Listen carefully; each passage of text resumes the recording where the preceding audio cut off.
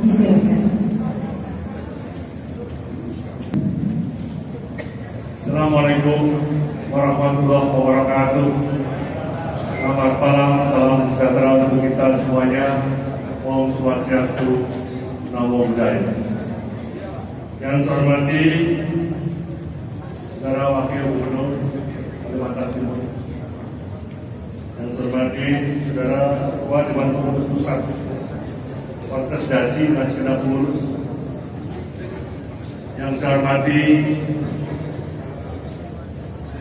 para sekretaris daerah, provinsi, kota dan kabupaten yang hadir pada hari ini, termasuk Sekwan, termasuk Inspektorat Daerah, yang saya hormati Bapak Awang Faruk,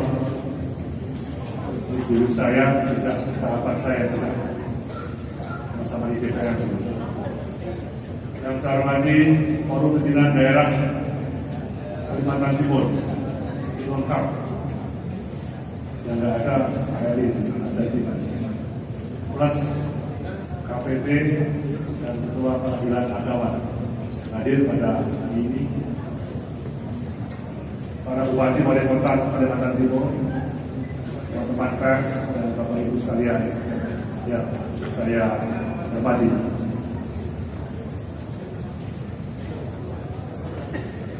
Yang pertama menyampaikan mohon maaf yang sedianya Bapak Presiden akan hadir,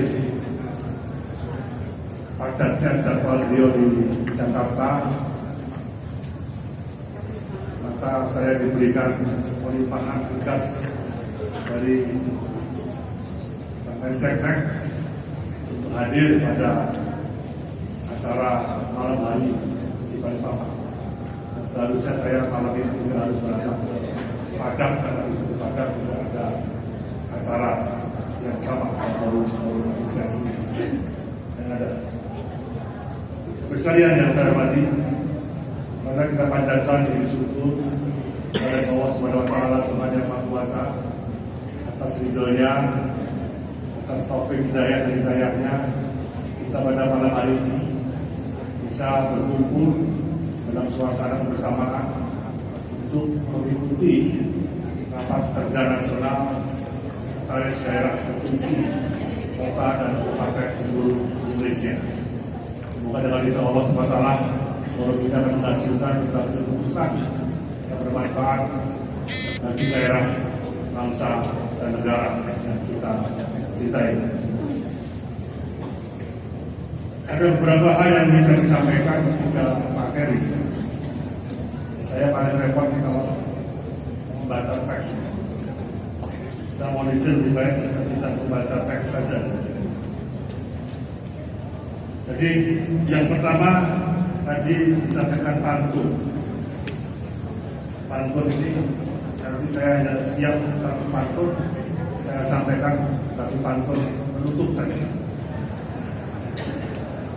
Pantun pembuka saya ingin mengingatkan buat diri saya dan kita semuanya bahwa intinya saya pikir kalau sebagai manusia tidak ada tekanan, berarti sebagai manusia ada di pihak yang salah di mata Tuhan Allah Subhanahu wa Ta'ala. Kebenaran itu selalu diiringi tekanan, dan jiwa kesatria kita sebagai manusia jangan sampai melemah dan pasrah. Kita harus tetap kuat di mata Tuhan Allah SWT. Pasti segala tekanan akan tersapu bersih dengan kekuatan iman kita. Ini penting karena posisi sekda provinsi, sekda kabupaten kota ini saya juga tidak terlepas dari masalah-masalah tekanan dari pihak-pihak lain-lain. Saya mohon izin untuk menyampaikan beberapa poin-poin materi sambutan kami secara singkat. Sebelumnya juga kami menyampaikan ucapan terima kasih, selamat datang hadir di tengah-tengah kita untuk memberikan semangat Bapak Sesmen Polhukam, Bapak Sesmen Kementerian Pariwisata hadir juga Ketua Umum Korpri yang juga Dirjen Dukcapil dan Bapak Ibu sekalian yang tidak kami bisa sebutkan satu persatu. Sekretaris daerah memiliki tugas untuk membantu kepala daerah dalam proses konsolidasi pilkada serentak ini. Begitu terpilih seorang kepala daerah hasil pilkada, tentunya seorang sekretaris daerah harus cepat menjabarkan janji-janji kampanye dalam program perencanaan jangka pendek, jangka menengah, dan jangka panjang, di mana seorang gubernur, wakil gubernur, bupati, wali kota terpilih menjadi kepala daerah setempat. Tentunya hutang politik kepada masyarakat dari janji kampanye pilkada ini yang dijabarkan dengan program-program daerah tentunya harus mencermati gerakan perkembangan dari dinamika yang ada di daerah, termasuk area-area rawan yang ada di daerah, area rawan bencana, bagaimana kondisi-kondisi teritorial yang ada di daerah harus dirumuskan sehingga program-program yang terencana terpadu itu bisa dilaksanakan secara komprehensif.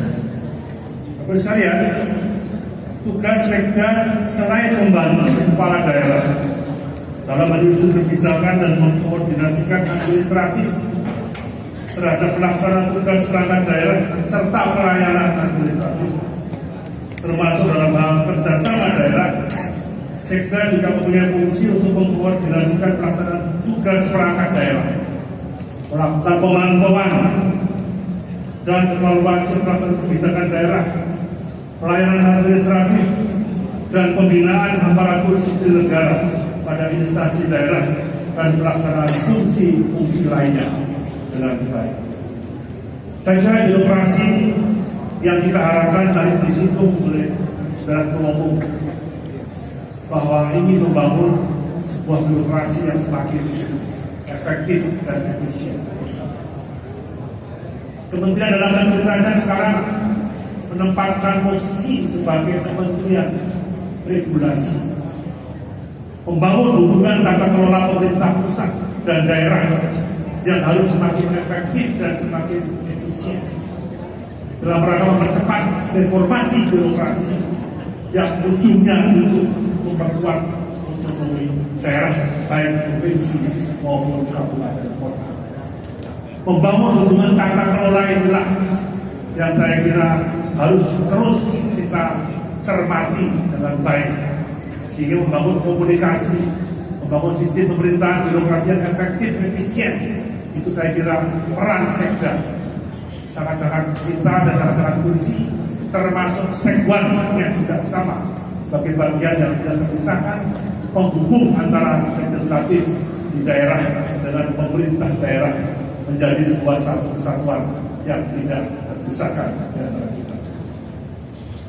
Tantangan-tantangan yang harus disikapi oleh seluruh sekretaris daerah dan terus dilakukan upaya-upaya perubahan yang mendasar dan tepat sasaran untuk mewujudkan sebuah pemerintahan yang baik di daerah.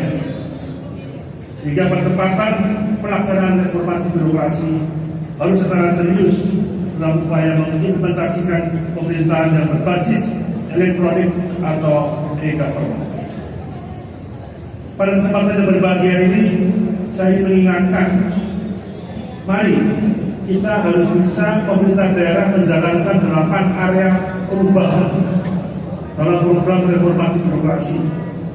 Yang pertama masalah manajemen perubahan, penguatan sistem pengawasan, penguatan akuntabilitas kinerja, penguatan kelembagaan, penguatan tata laksana, penguatan sistem manajemen sumber daya manusia ASN, dan 7 penguatan peraturan perundang-undangan serta peningkatan kualitas pelayanan publik.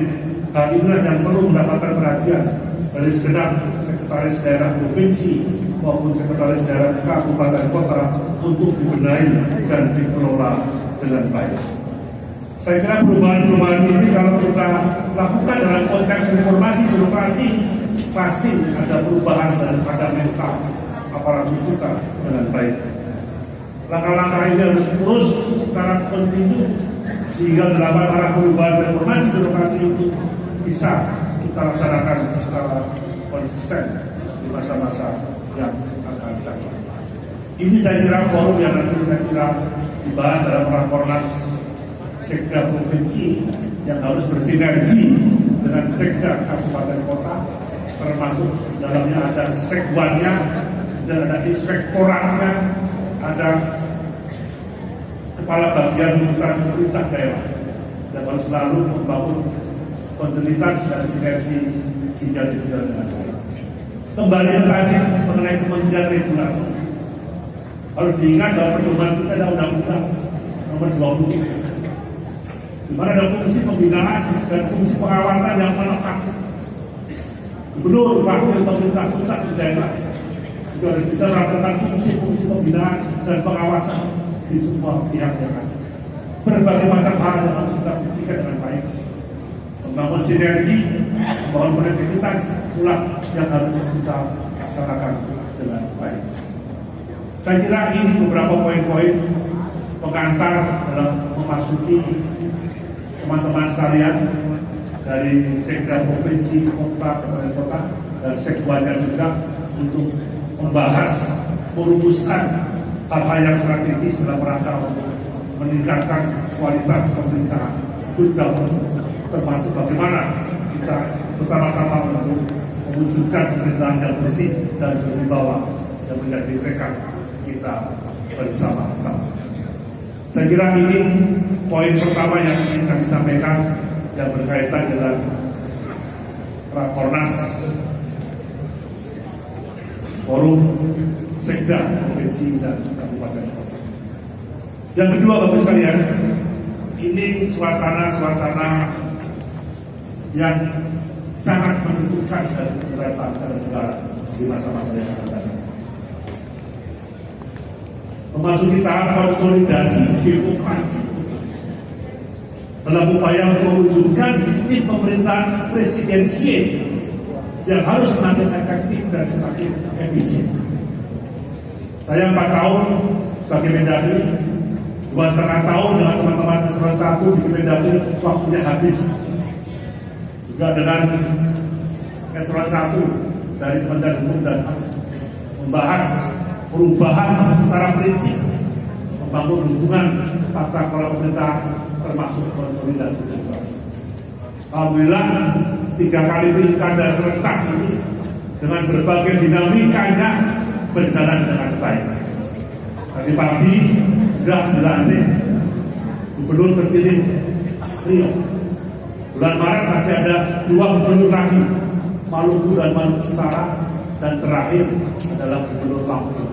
Ini yang kelupaan kemarin karena pilkadanya serentak, tetapi undang-undang mengatur bahwa masa jabatan kepala daerah adalah 5 tahun, tidak boleh dikurangi 1 hari atau ditambah 1 hari, sehingga pelantikan gubernur terpilih sampai ada yang bulan Juni selesai pileg dan pilpres.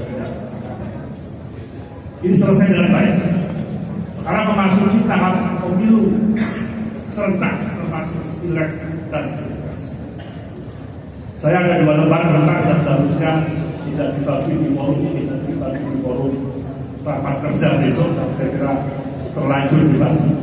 Harus cermati tahapan-tahapan yang begitu panjang sekali untuk mewujudkan konsep-konsep yang demokratis dari proses pilkada sampai tahapan yang terakhir 20 Oktober nanti pelantikan presiden dan wakil presiden terpilih hasil pemilu serentak tahun 2019. Begitu panjangnya ini semata-mata karena KPU ingin menjabarkan dengan baik undang-undangnya, dirumuskan dalam PKPU, kemudian Bawaslu merumuskan aturan-aturan yang rinci agar proses konsolidasi demokrasi ini bisa berjalan.